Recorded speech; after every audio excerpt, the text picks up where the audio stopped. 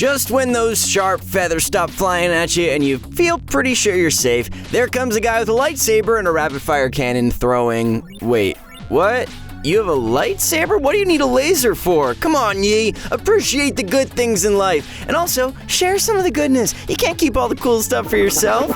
Hey everybody, and welcome back to another ProGuides TFT video. Today, we're going to be talking about recent patches BladeMaster comp, featuring Master Yi, Xayah, and their Blades of Doom entourage. The main points we'll go over is the playstyle depending on early/mid and late game positioning, items, and general tips and tricks that can make the difference when playing the comp. Make sure you use this comp, as it is currently extremely strong and flexible, easily able to net you a lot of LP. Before we dive in, I just want to let you guys know that we have a Discord community and a new subreddit that is growing really fast. We have you to thank for that, and we want to continue building our community and helping you be a part of it, so make sure you check out the link in the description below.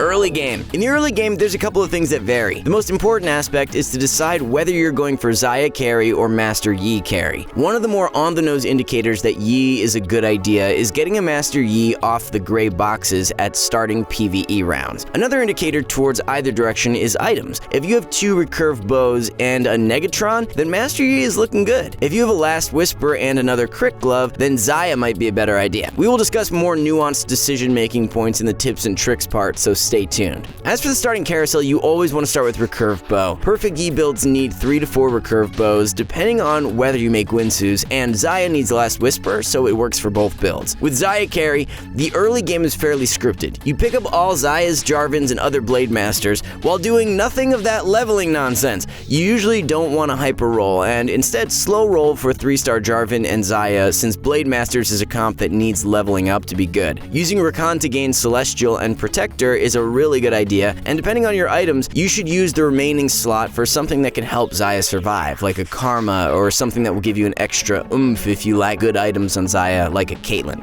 The early game of the Xayah version does not leave much room to maneuver. Just remember that it might be a good idea to int for the first 3 rounds so that you get that item you need from first carousel. The Master Yi version early game is much more fluid. Let's assume you did not get a Master Yi early, because then you get Rebels with Zed and Yasuo, add another BladeMaster, and you start slashing. You can use Kog'Maw as a decent item carry for Yi, pairing him with a Blaster, or Ziggs, who is also a Rebel and will fit fairly naturally into a Rebel start with Yasuo and Malphite. Try not to make really extended item carry compositions, because you will still need to gather BladeMasters on the bench, and having to support one comp on the board and one on the bench is terrible for your econ. For both versions, on the first carousel, you will aim to complete the main carry's items, which is Last Whisper / Infinity Edge or Rapid Fire Cannon / Hurricane in Xayah and Master Yi's case, respectively. If no such chance comes up, gearing up your Jarvan or Zed is also a good idea. As for more info on items, we will discuss each carousel thoroughly later in the video, don't worry.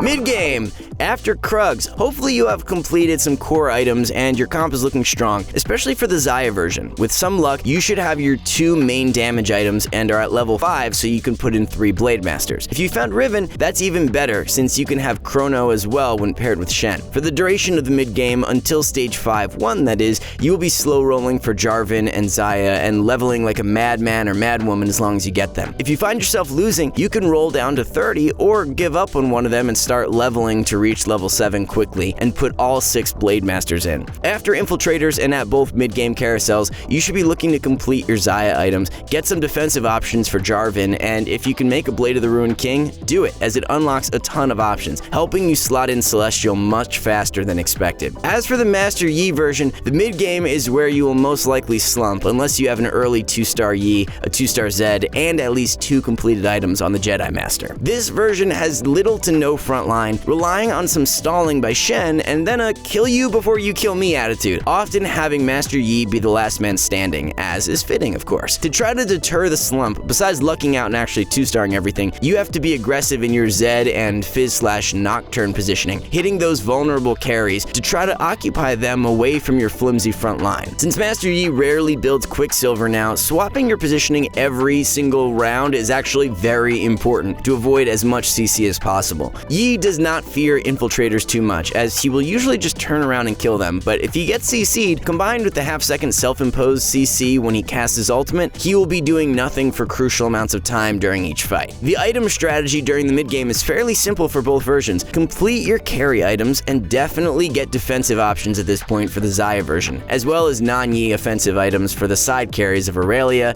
Zed, or Riven. Depending on what drops from infiltrators and arc raptors, pick carousels accordingly.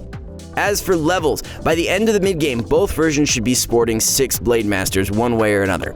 The 6 BM spike is actually really strong, and you should not delay it over much, or you will fall behind the lobby's tempo. Late game.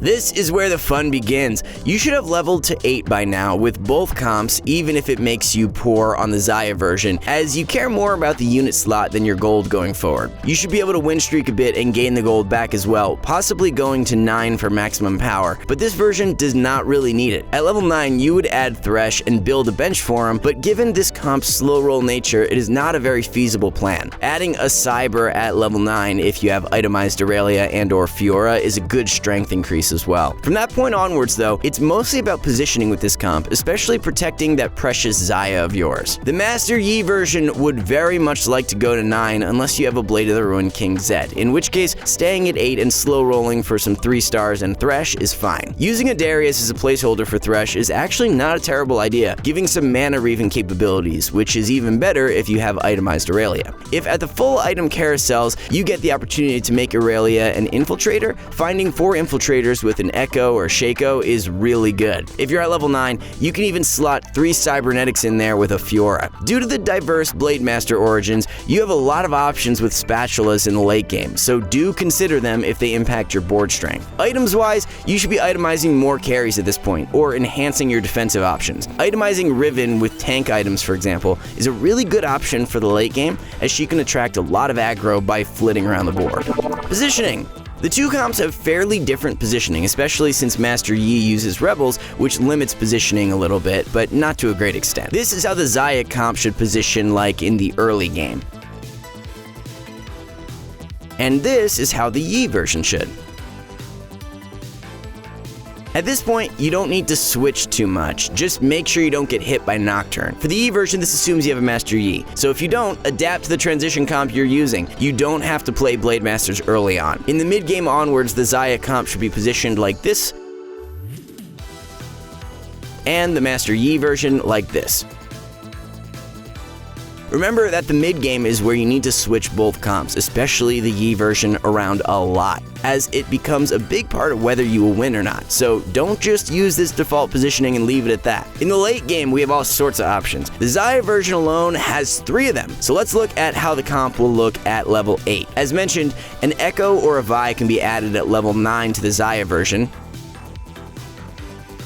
Cyber making the Aurelia much scarier, or a Thresh to give her Mana Reaver and some bench potential. A Blade of the Ruined King should be used towards this direction as well. The Master Yi version also needs a lot of repositioning in the late game, but a default good positioning should look like this when you have a Zed that has some items,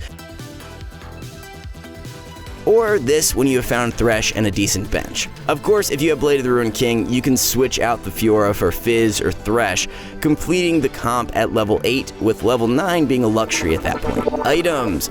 The itemization for these comps is really different. The Xayah version is fairly 50-50 offensive and defensive items, with Xayah getting all the offense and usually Jarvan getting most of the defense, with a preference for HP and dodge items like Warmogs and Shroud to pair well with his Protector class. Xayah uses Infinity Last Whisper, with Deathblade being a good third option, though with the advent of Mech, Giant Slayer is actually really strong, especially if you forego the Infinity and go Deathblade, Last Whisper, Giant Slayer. Other itemization targets usually are Aurelia or Fiora if you 3-starred her, with Aurelia using her usual offensive items and Fiora liking support items like Redemption or Locket. You can pick those up in the late game from full item carousels, especially if you plan to go level 9 and add Cybers in the comp. The Master Yi version is where it gets tricky. The only real requirement for Master Yi is Rapid Fire Cannon. Everything else is up for grabs. When contested, getting Runan's Hurricane will really increase your strength, as you will most likely not 3-star your Yi. Otherwise though, you can run the following items on Yi besides the RFC.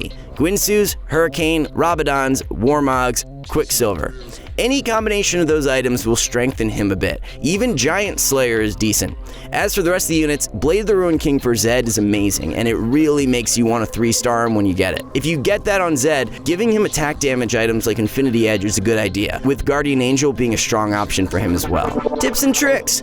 Now let's see some tips and tricks that can help you with transitioning the comp to a top finish. There is a lot of mech going around. Throwing Zed or Fizz on the Victor will help you kill their damage quickly, and making sure you are as far away from the mech with Master Yi is paramount. Getting recurve bows from Carousel preserves your chances of getting them in loot boxes, so it's something you should try to do in the Master Yi version. Don't play these comps in Dwarf Planet. They tend to be destroyed by mech or Gangplank since there's no avoiding them. Super Dense is one of the best galaxies for both versions, allowing them to reach 6 Blademasters and add useful extra synergies much earlier while keeping to the original leveling plan. Binary is another bad galaxy for both versions as they struggle to come up with enough damage. Trade Sector is obviously strong for Xayah, but be careful as many will have the same idea as you. Finding an early Jinx and playing Rebel Blasters with Rapid Fire Cannon is an excellent transition material for Master Yi, while also giving you the option of actually going into Jinx if too contested. Switching to Unlimited Blade Works is an option for the Xayah version, although it is strictly worse in the current meta as it finds it more difficult to kill the mech and falls behind in units as everyone else power levels. The comp right now is super contested, especially the Yi version.